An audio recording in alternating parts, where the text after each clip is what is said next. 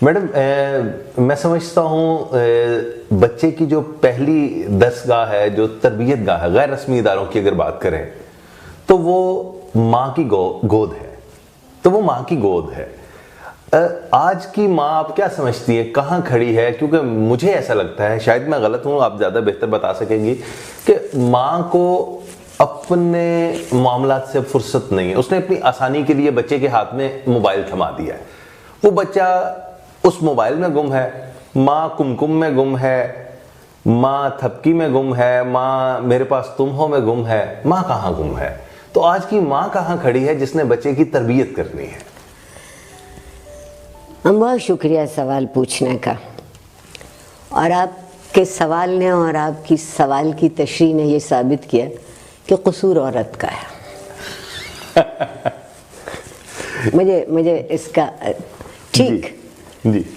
हम ये कह के खुश हो गए कि माँ के पैर के नीचे जन्नत है, मगर एक बच्चा अपने घर में माँ को जन्नत में रहता नहीं देखता। जन्नत तो बहुत दूर की बात है, चैन सुकून से नहीं देखता। आपका सवाल अच्छा है कि माँओं के जो तरबियत के रवैये हैं, यही आप कहना चाहते हैं, वो कहाँ गए?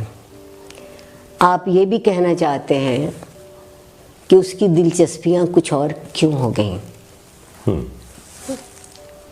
उसने अपने लिए अपने दूसरे दायरे क्यों बनाने शुरू किए?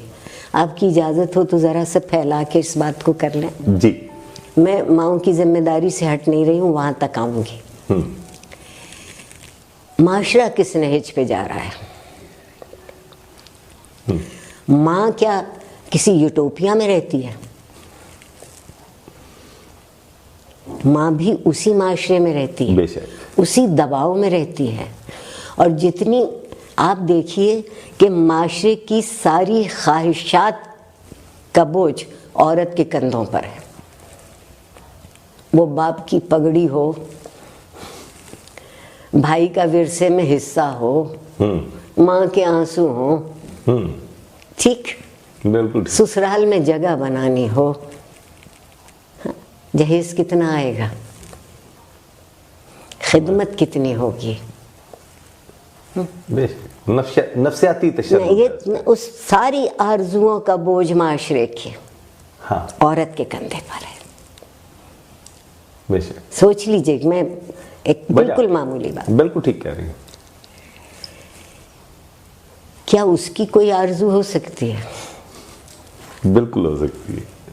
वो किस पर उसका बोझ रखे? लड़का ना हुआ पैदा तो कयामत आएगी। और खुदा अल्ट्रासाउंड का भला करे कि अगर ये पता चल जाता है कि आने वाले बच्चे की सिनफ मुअन्नस है तो उसकी मौत का सामान कर लिया जाता है। हम कदीम तहजीबों में रहने वाले अरबों को बुरा कहते नहीं थकते कि बेटी को पैदा होते ही मार देते थे। हम तो पैदा होने से पहले ही मार देते। नहीं ताहिर साहब, एक और बात सोचिए, हम उसको जिंदगी भर हर घड़ी मारते रहते हैं। बिल्कुल, दूसरा रुख ये। हाँ, दूसरा रुख ये कि एक दफा कोई मुझे मार दे, चैन हुआ, वह बाल कटा, अजाब खत्म हुआ। माँओं के पास अपनी मर्जी नहीं है औरत होने के नाते, अपनी राय नहीं है औरत होने के नाते, अपना इख्तियार नहीं है माँ होने के नाते।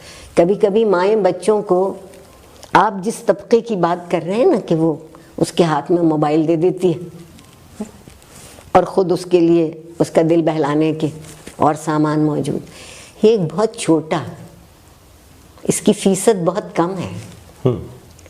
वो माएँ हैं जिनके पास मोबाइल नहीं है बच्चों को बहलाने के लिए, लेकिन वो बच्चे को रोता छोड़ती है, उसे कपड़े भी धोना है, उसे घर भी साफ करना है, उसे हांडी भी पकानी है, और नमक ज़्यादा हो गया तो शाम को उसके दस्तरखान में उस ज़्यादा नमक के सालन के साथ उसके हिस्से की जूतियाँ भी होंगी। तरबियत हर जगह ख़त्म हो गई तो औरत अकेली की कैसे हो जाएगी? एक फर्द की तरबियत कैसे होगी? एक माशरा तरबियत करता है। और जब आप तरबियत करते हैं तो एतमाद देते हैं, एतबार करते हैं। और जब आप एतमाद देते हैं और एतबार करते हैं तो ये इस बात की ज़मानत होती है कि आप उसकी इज्जत कर रहे हैं। आपसे वादे सिर्फ हूरों के हैं। किसी ने आज तक किसी अच्छी औरत का वादा किया? कोई मिसाली बात की? माशरे का बोझ भी समझ लीजिए। बिल्कुल सही। एक माशरे का सारा रुख, अगर मेरा लफ्ज़ आप माफ़ कर दें, वक्त बर्बाद करने पर है। अच्छा है।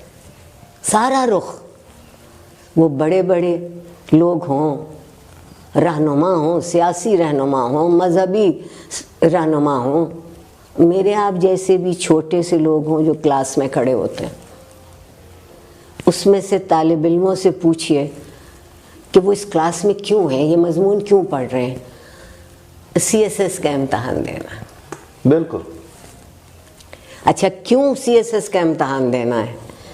क्योंकि वहाँ ताकत है, वहाँ तहक्कुम है, ऐसा ही, वहाँ तकब्बुर है। सिविल सर्वेंट के मानी बदल गए अब।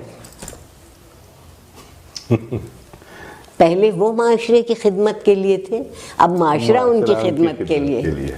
जब ये यूं बदल जाएगा तो औरत कैसी यूटोपिया में रहेगी? आप तो मिसाली दुनिया की बात कर रहे हैं। वो मेरा बचपन था कि शादी का दावतनामा कहीं से आता। अव्वल तो वो दावतनामे ही इतने मुतासिर कुन नहीं होते थे। ज़बानी भी पैगाम आ जाता था तो समझिए लिखे हुए से ज़्यादा होता था। बिल्कुल ज़्यादा मोतबर होता था। और अगर घर की सूरत ऐसी होती थी कि हम बहन भाई छोटे थे तो हमारे माँ बाप आपस में तय करते थे कि उन दोनों में से कौन जाएगा। बहुत कम शादियाँ ऐसी होंगी जिसमें बच्चे बुलाए गए, तब वो मेरे माँ बाप भी इकट्ठे गए किसी जगह। एहसास जिम्मेदारी है। ऐसी मुलाजमों की कमी नहीं थी उस वक्त, तो सस्ते भी थे, ठीक, बिल्कुल। मगर उनके सुपुर्द आप इस तरह से बच्चे छोड़ के नहीं जाते। कभी हमारे अब्बा हमारे पास होते थे उस शाम, और कभी हमारी अम्मा हमारे पास होती थी, तो हमको कभी ये एहसास महरूमी नहीं हुआ कि हमें अकेला छोड़ दिया गया। आपने औलाद को अकेला छोड़ा है। माँ और बाप दोनों ने छोड़ा है। दोनों ने छोड़ दिया। और ये कह देना कि अब्बा काम बहुत कर रहे थे, वो दिन गुजर गए जब अब्बा घरों की जिम्मेदारी अकेले उठाया करते थे। अब वो औरत कोई काम क्यों ना करती हो, सड़क पे से कूड़ा चुनती हो, मिट्टी ढोती हो, कंकर कूटती हो, सीमेंट के पलस्तर का तशला सर पे रख के चल के ऊपर तक कोई काम करती हो, बिल्कुल वो बराबर की शरीक हो गई वो आपके उस इक्तिसादी ज़रूरत में। ऐसे ही है। जब वो बराबर की शरीक हो गई इक्तिसादी ज़रूरत में, तो उसे भी कोई एक जगह दे दीजिए कि बैठ के दो ठंडी सांसें ले ले। बिल्कुल होना चाहिए। और माजी में भी तो, अगर देखिए, सही कह रहे हैं आप, तो माजी में भी खेतों में जाके काम साथ कौन करती थी, साथ आज से खाना बना के साथ कौन लेके जाती थी? आज भी वही मामला है। और आज जो आपके यहाँ लोगों का गला बैठ गया ये कह कर कि औरतें हिजाब करें और उनके बाल नजर ना आए और उनका लिबास यूं हो, एक दिन ये शर्त लगा लीजिए, फिर मैं आपसे 2 फसलों के बाद पूछूंगी कि कितनी फसल हुई। चावल कहते हैं कि बोने के लिए औरत की उंगलियां चाहिए। बिल्कुल। कपास चुनने के लिए औरत की उंगलियां चाहिए।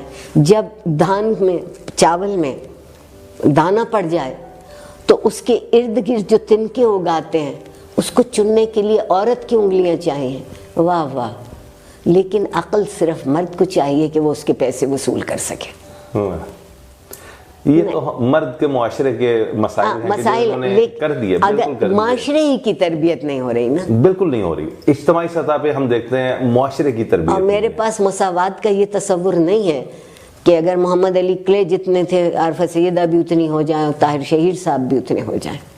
मेरे नज़दीक मैं उसके लिए एक लफ्ज़ इस्तेमाल अंग्रेज़ी का करती हूँ, इक्विटी, कि जो जिसकी सलाहियत हो उसको उतना मिल जाना चाहिए। न किसी को उसकी सलाहियत से कम दीजिए, न ज़्यादा दीजिए। आप सही कह रहे हैं। अगर आप ये कहें कि घरों से तरबियत ख़त्म हो गई, पहली जगह घर थी, बेशक, तो मैं मान लूँगी। बिल्कुल ठीक। क्योंकि फिर उस घर में जो भी रहता है, माँ बाप रहते हैं और बड़े बूढ़े रहते हैं, छोटे रहते हैं, बड़े रहते हैं, वो सब एक दूसरे से कैसे मिलते हैं, ऐसे ही है। वो सब एक दूसरे से कैसे बात करते हैं, वो एक दूसरे का किस तरह ख्याल करते हैं, बच्चे की तरबियत खुद ब खुद हो जाती है। बिल्कुल ऐसे ही, उसके सामने हो रहा है। हाँ। है? अब्बा से अगर एक दिन अब्बा ये प्रोग्राम बनाएं कि शाम का खाना कहीं अच्छे दिनों में, ये कोविड से पहले की बात है कि कहीं अच्छे दिनों में जाके कहीं बैठ के खाना खाएंगे और घर में दादी या नानी हो और उनका भी जाने को जी चाहे, कहते आप क्या करेंगे वहां जाके? ये पहला जवाब आता है बड़े बड़े मुअज़्ज़ब पढ़े लिखे घरों में। सही कह रहे। तो अब आपने एक दीवार उम्र की खड़ी कर दी।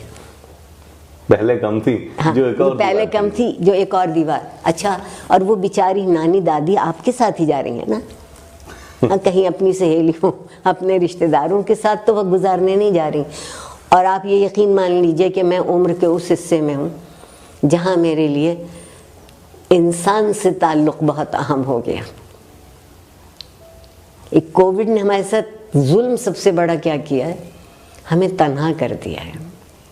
और तन्हाई से खौफ आता है। वाह वाह। और तरबियत ताहिर साहब तन्हाई से बचाती है। बहुत अच्छा, बहुत अच्छा।